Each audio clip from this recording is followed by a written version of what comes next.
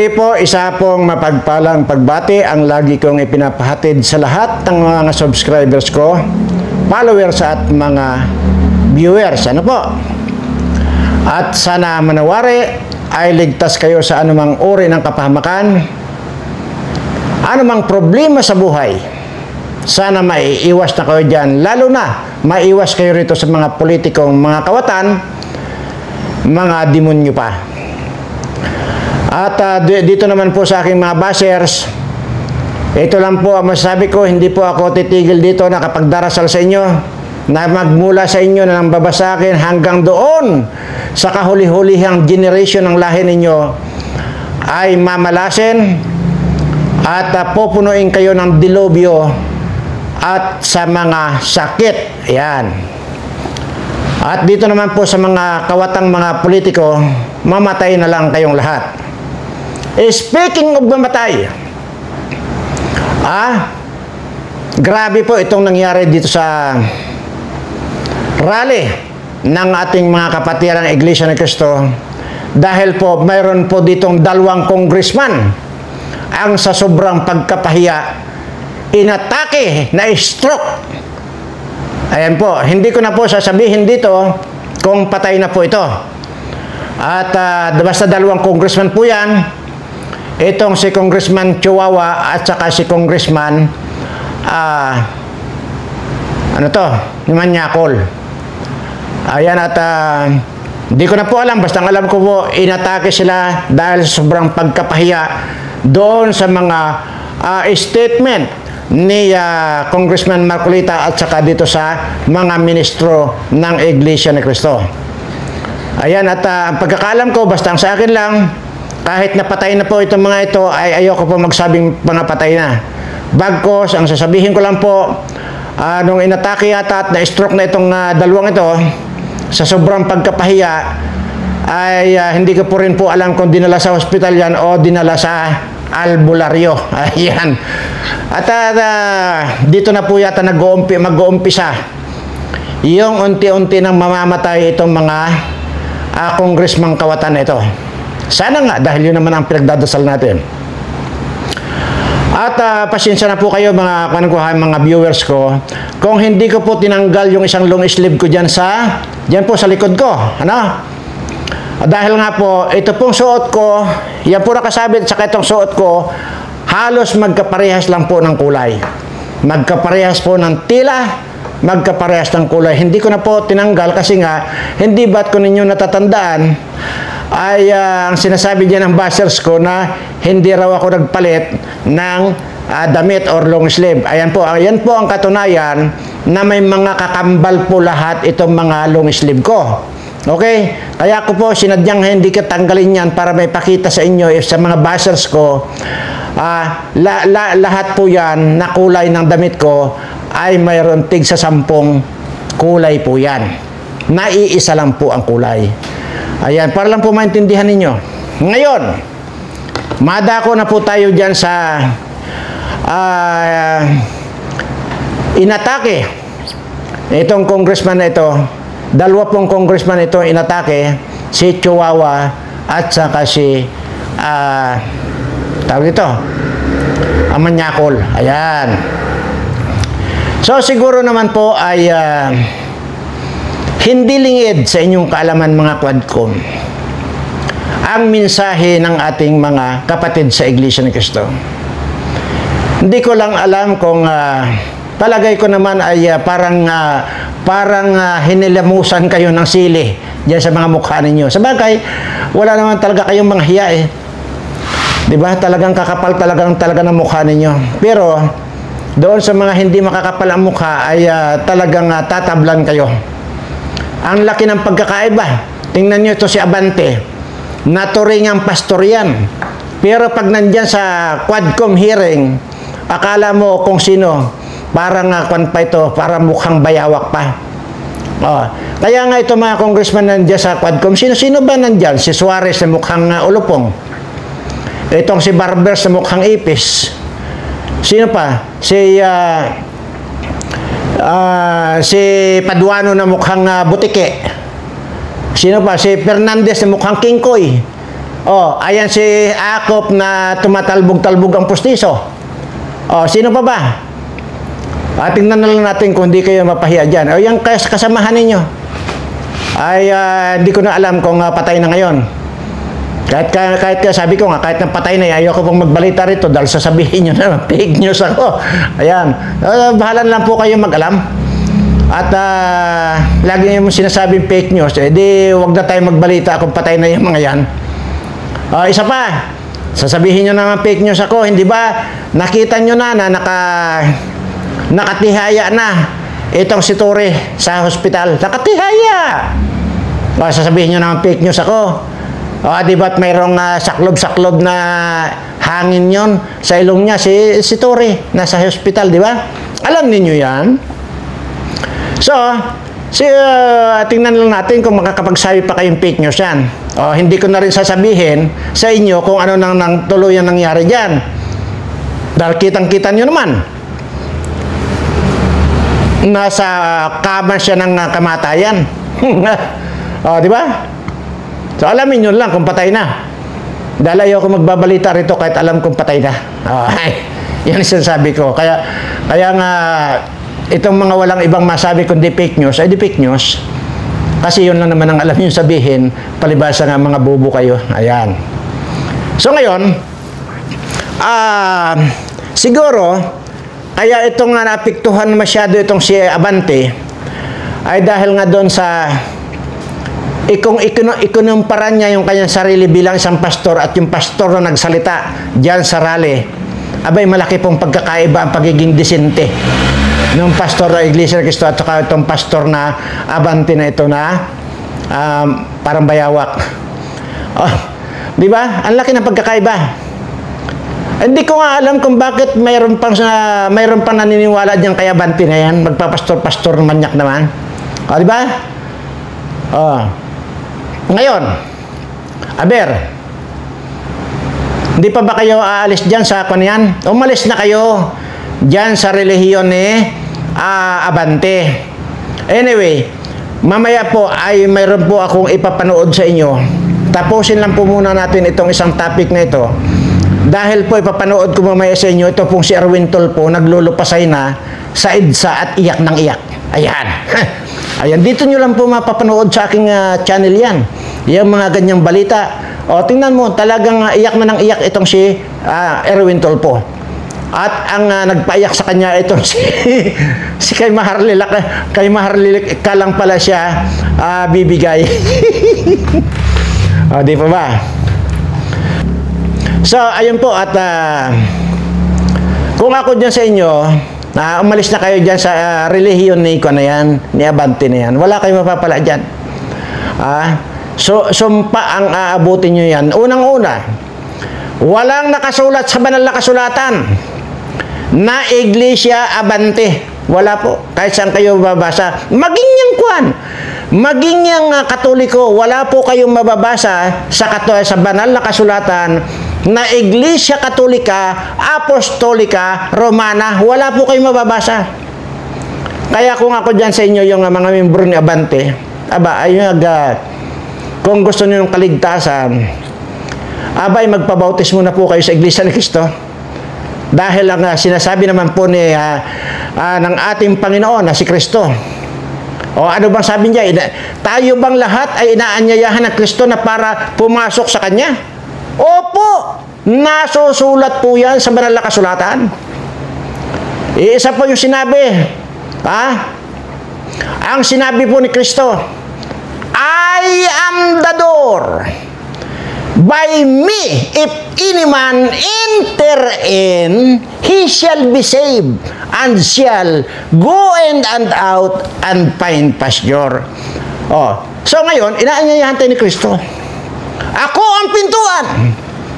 Ang sino mang taong pumasok sa akin ay maliligtas. Yan po. Ngayon, sino ba itong nagsasalita? Siya po si Cristo. Ngayon, para mapalabas natin na nasusulat sa banal na kasulatan ang salitang Iglesia ni Cristo, pakinggan nyo ito.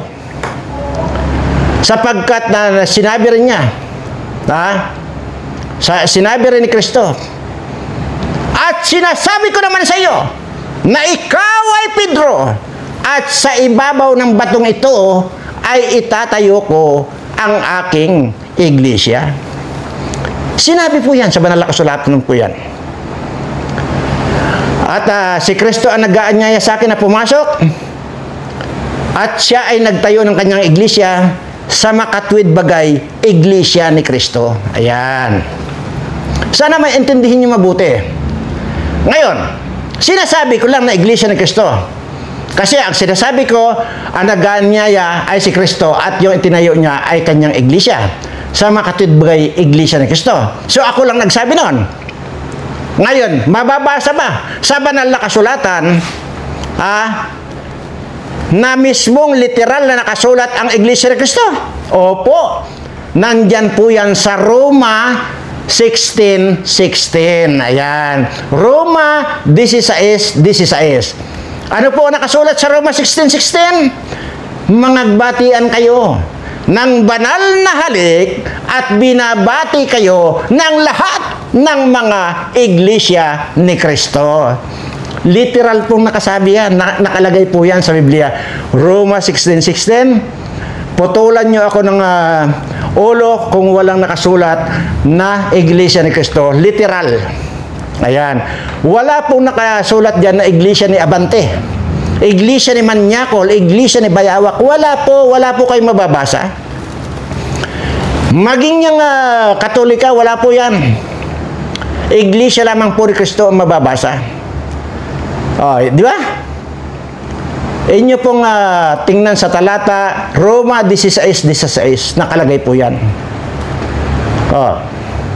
Ano pa ang gusto niyo matutunan? Dahil lang, iglesia lamang ba ni Kristo ang tinubos ni Kristo ng kanyang sariling dugo? Nasusulat din po yan sa Gawa 20:28. Ayan. Na iglesia lamang po ni Kristo ang kanyang tinubos ng kanyang sariling dugo. Gawa 20:28. Basahin nyo po. Sasabihin nyo po sa akin, fake news ako, kung wala pong nakalagay na tinubos ng dugo ng ating si Kristo ang iglesia ni Kristo. Ayan po. At doon din po sa Mateo 16:18 na ang sinasabi diyan, at sinasabi ko naman sa iyo na ikaw ay Pedro, at sa ibabaw ng batong ito ay itatayo ko ang aking iglesia. Si Kristo ang nagtayo, si Kristo ang ulo, katawan iglesia equals iglesia ni Kristo, at yan po ay mababasa sa Roma 16:16. Ayan.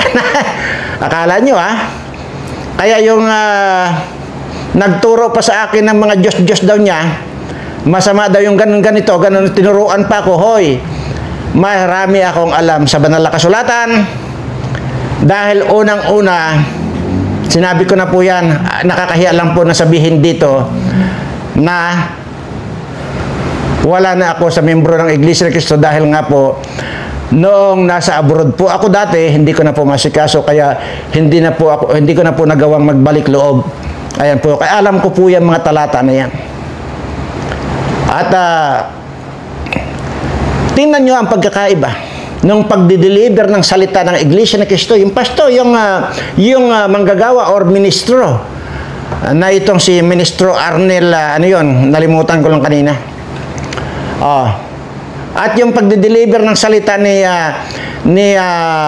si Manyakol, kung nandyan siya sa quadcom, na halos nanlilisik na yung mata, kagaya ito si Paduano, na ang sarap bang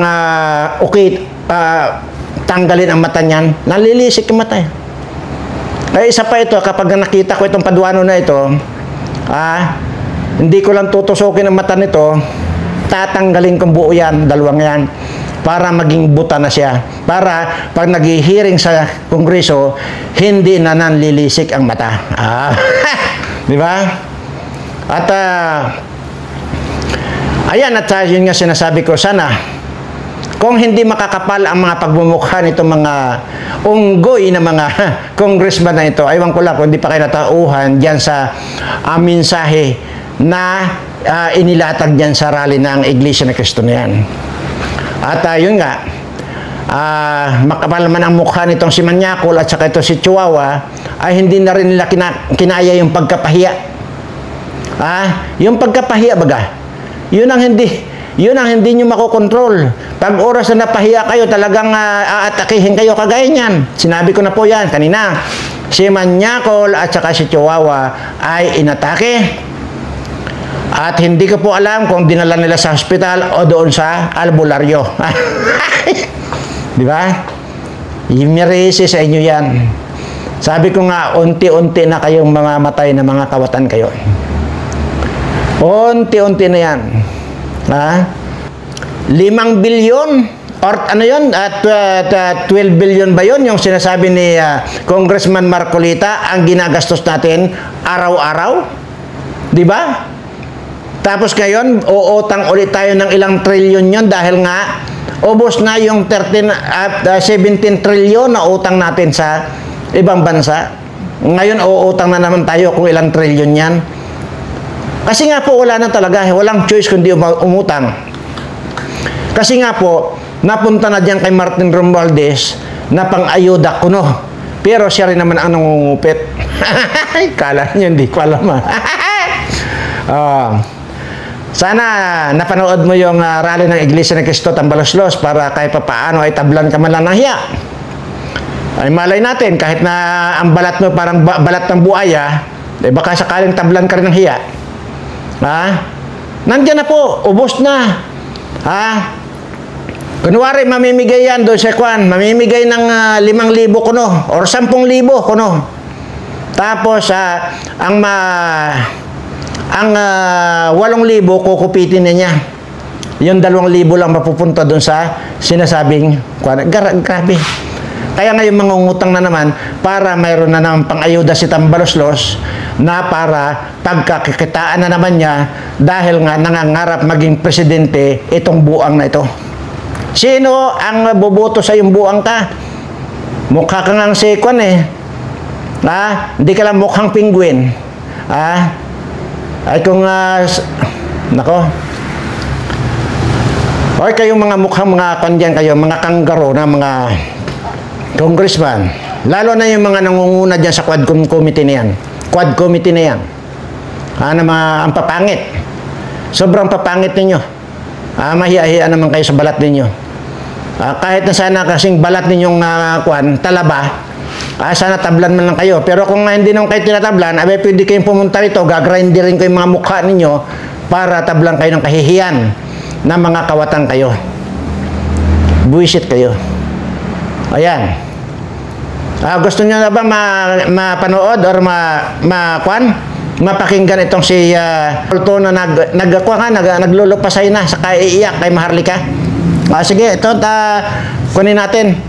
Palagay ko kunin natin baka mamaya makapiright ako. Yun na lang yun na lang boses, boses na lang.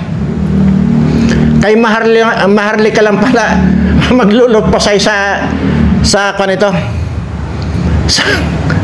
Imaginin mo sige.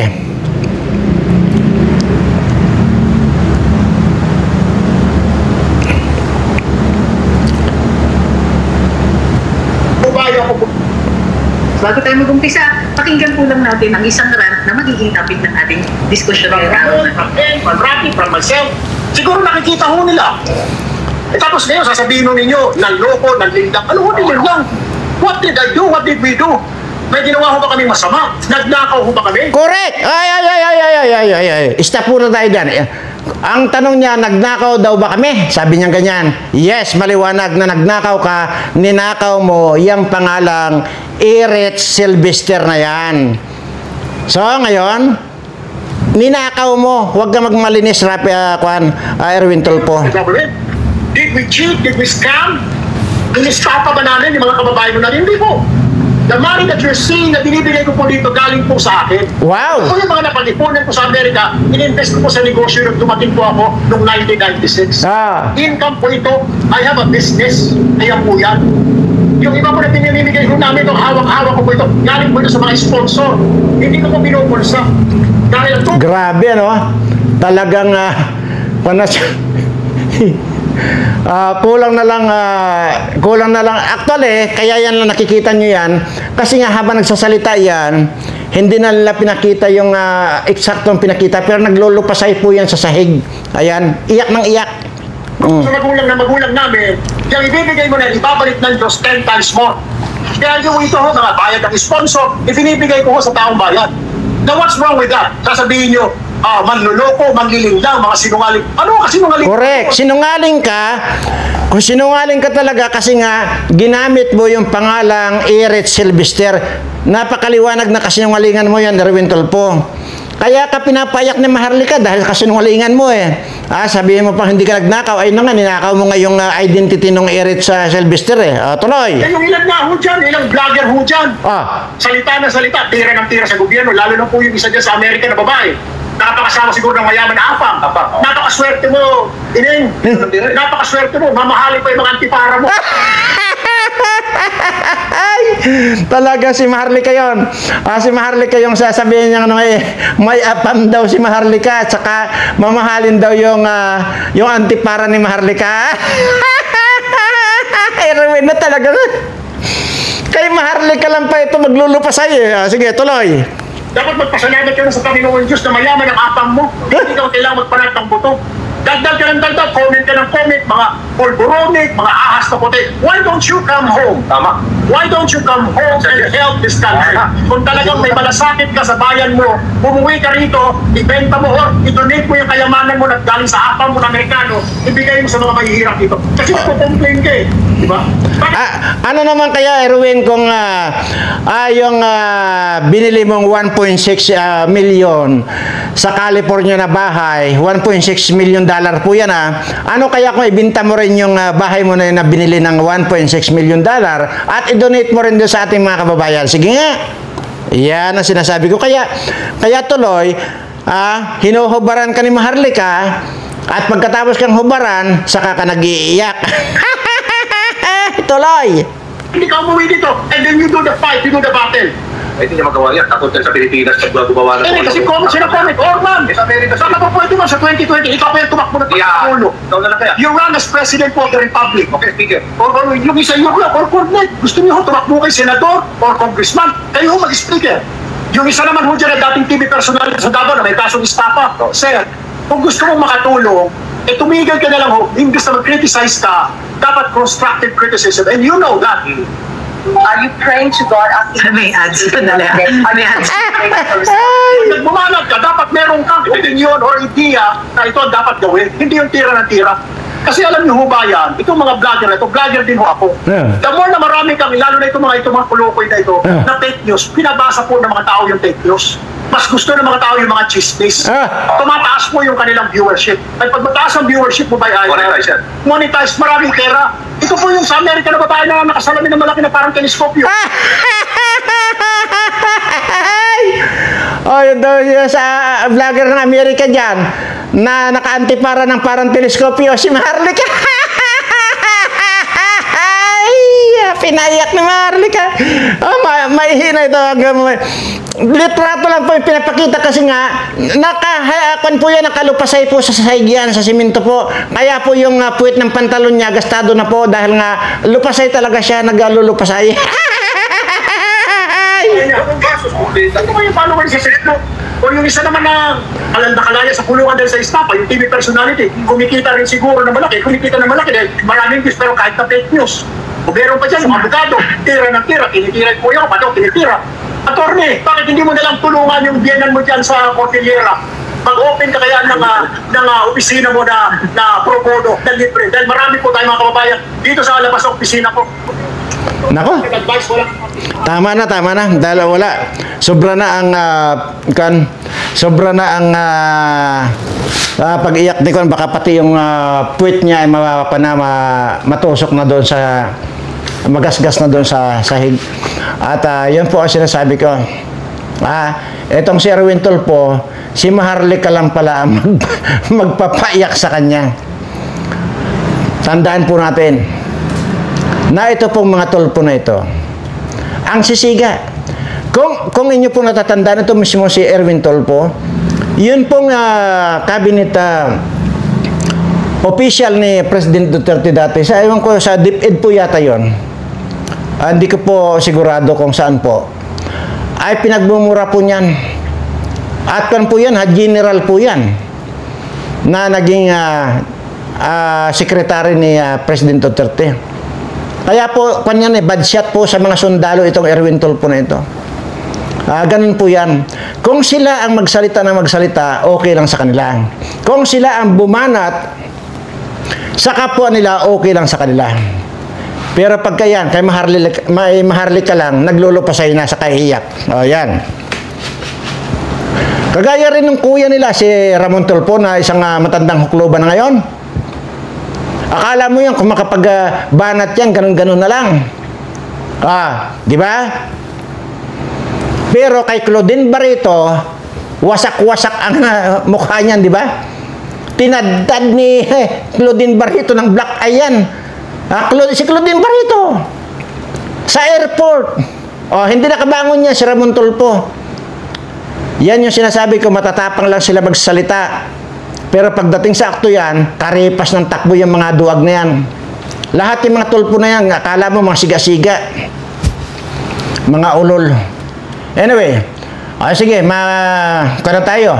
Move on na tayo dyan sa iyakin na Erwin Tulfo na yan. Kaibuto ninyo yan. Gonggong na lang yung bubuto dyan. Isa rin. Namataan din. Doon sa Iglesia ni Cristo Rally, itong si Tolentino. Diba? Yan Tolentino na yan, paro-paro G. Hindi niya malaman kung saan siya dadapo. Ngayon, nakadapo ngayon kay Bangag. Diba? Dating nandyan yan, tinulungan ni Duterte yan, na para maging senador, no naging senador, ngayon, iniwan niya si Duterte at nandyan ngayon kay Bangag. Tapos ganyan, nandyan sa Iglesia ni Cristo ngayon, sasali-sali siya dyan. Ulol ka, alam ng Iglesia ni Cristo ang karakas mo. Gonggong ka, paro-paroji ka. Walang Iglesia ni Cristo na boboto sa naka-line up kay Bangag. Tandaan mo yan, Tolentino. Paro-paroji ka. Isa kang ulol. Akala ko naman ang tino-tino mo, bilib na bilib pa naman ako sa iyo dati. Pero magmula nung lumipat-lipat ka dyan sa isang Bangag na yan, doon ako nawala ng gana sa iyo, hayop ka. Tapos, ang gusto mo pa, i-endorse ka pa ni President Duterte. Ano sabi sa iyo na yung President Duterte? Ano, ako baliw? Ulol, mamamangka ka sa dalawang ilog, gagago ka. Wala ka namang bangka. Ano na yan? Magputol ka ng puno ng saging, yun ang gawin mong balasa. Hindi mo malaman kung saan ka dadapo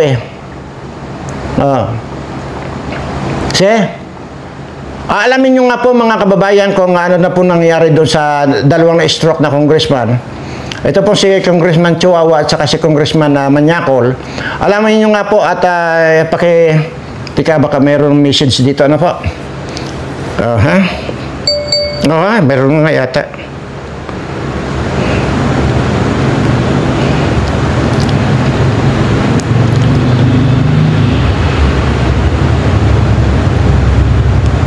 Sandali lang po ha. Titingnan ko lang po kung may message.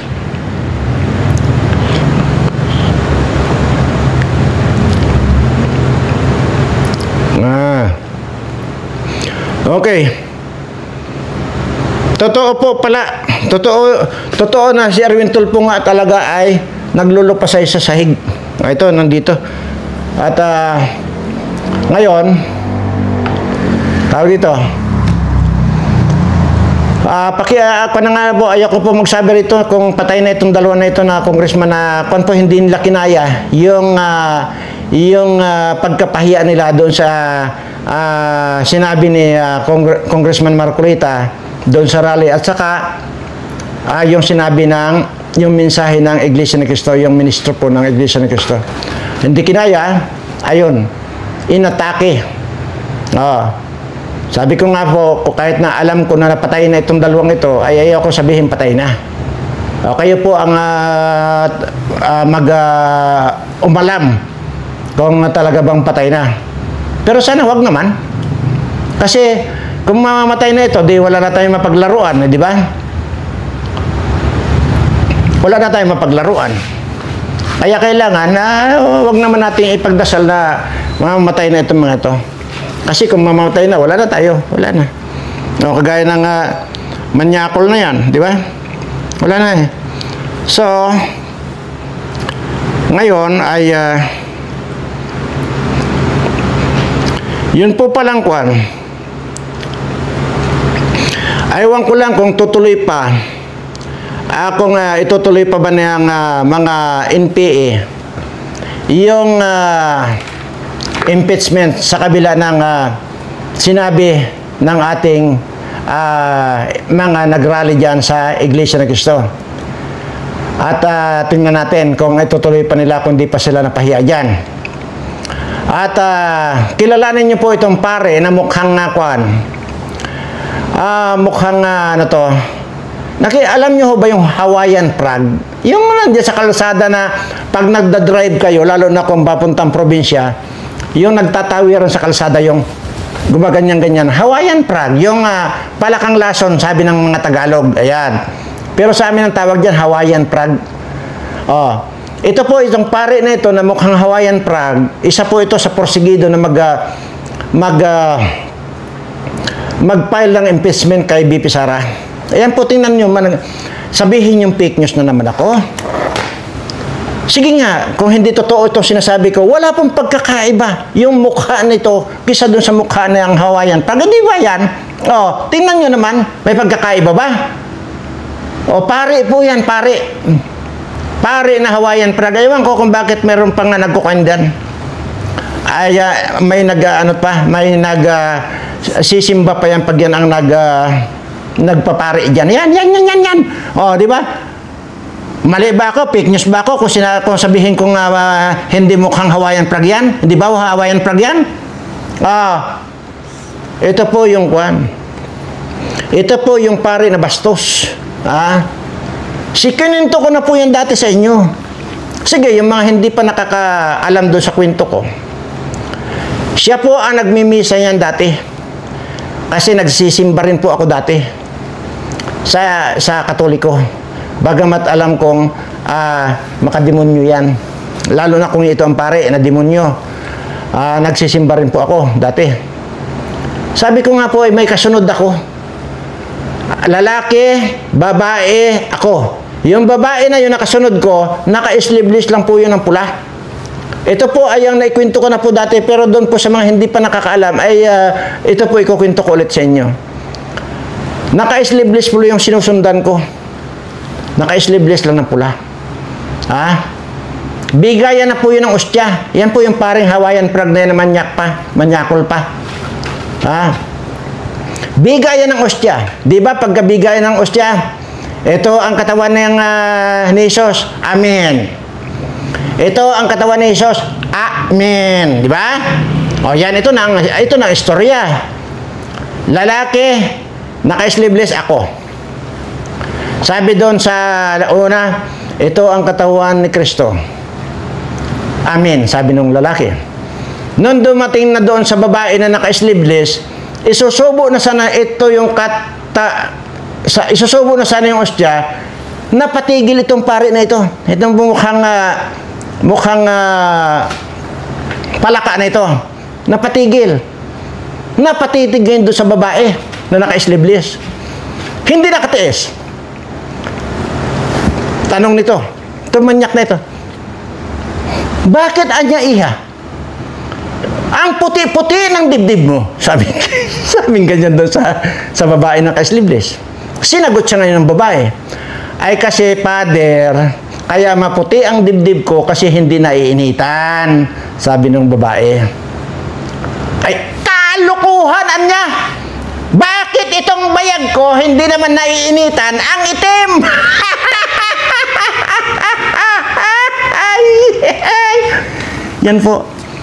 Yan po siya. Alamin niyo po.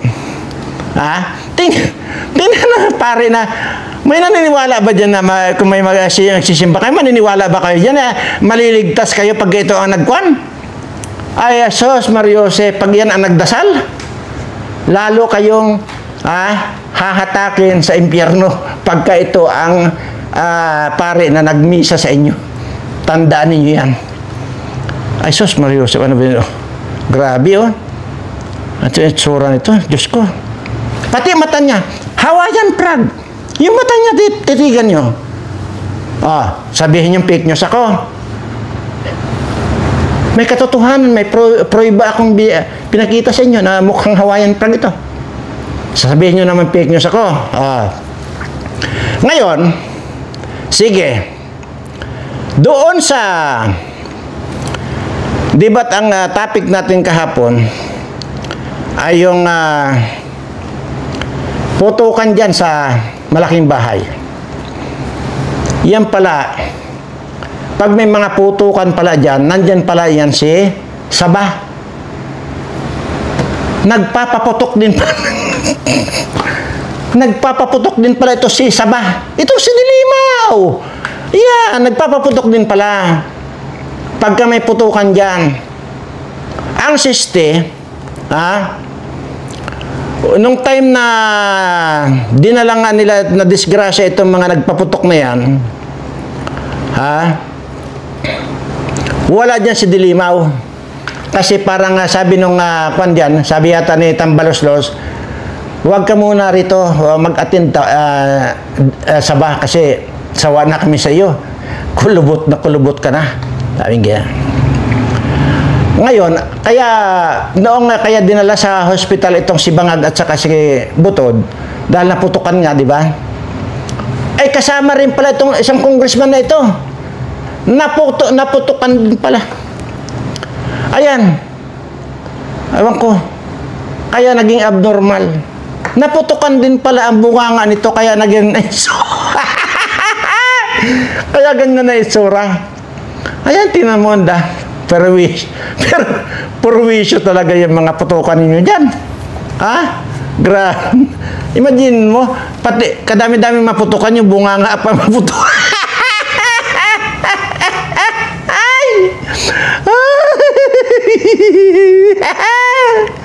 Di ba? Ang dami-dami maputukan yung bunganga pa. Kaya alam nyo na yung pare na mukhang Hawaiian frog, yung palakang lason. Bastos yan eh. Diba? Siya ang nagpupursige ng impeachment. Mahiya kayo. Diyan lalo na doon sa mensahe ng Iglesia ni Cristo. Mawala kayong makikitaan na pumanig sa kahit na kanino. Pumanig nga yan, Iglesia ni Cristo, dito sa aking Tito Bongbong. Ayan, di ba? Pumanig. Dahil ang sinasabi ng mga Iglesia ni Cristo, sinusuportahan po namin kaming mga kapatiran ng mga Iglesia ni Cristo yung pahayag ng ating pinakamamahal na presidente ng Pilipinas, walang iba kundi ang ating Pangulong Ferdinand Marcos Jr. At yan po ay Tito Bongbong ko yan. Ayan.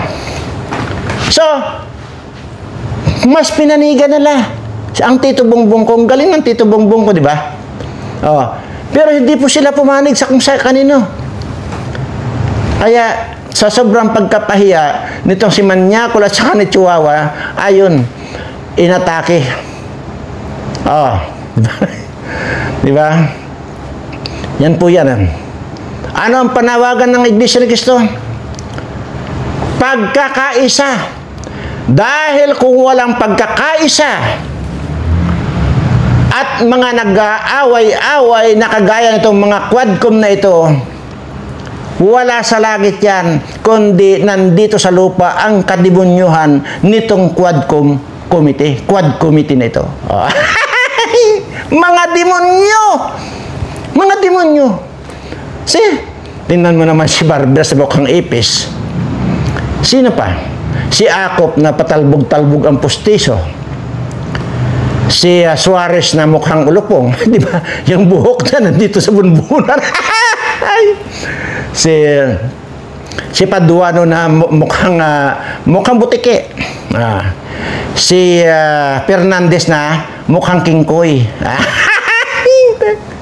Kayo, maliwanag yung mensahe ng ating mga kapatirang Iglesia ni Cristo. Kayo ang mga tunay na demonyo dahil ang gusto ninyo away at hindi pagkakaisa. Sapagkat ang pagkakaisa yan ay kaloob ng ating Ama. Subalit kung kayo nag-aaway-away at walang pagkakaisa, yan naman ang kakampi nyo, mga demonyo sa lupa. Kayong mismo na quad committee kayo, ayo ay mga demonyo. Di ba? Maliwanag. Anyway, condolence na lang po doon sa dalawang congressman na inatake. Pero wala po ako sinasabi rito ang patay na, ha? Yan po ang maliwanag. At muli po, itinataas ko ang aking mga kamay sa lahat po ng aking mga subscribers na may mga problema at may mga sakit. Sana, Panginoon, ay pagalingin mo na po silang ngayon din. Maraming salamat, Panginoon. At siyempre, pagkatapos niyan, dito sa lahat naman sa mga iba kong mga subscriber, ibigay mo na po yung swerteng para sa kanila. Maraming salamat, Panginoon. At siyempre, ano ba yung lagi ko nung naririnig sa akin pagkatapos ko magdaldal? Yan, mahal na mahal ko po kayo lahat. Ayan.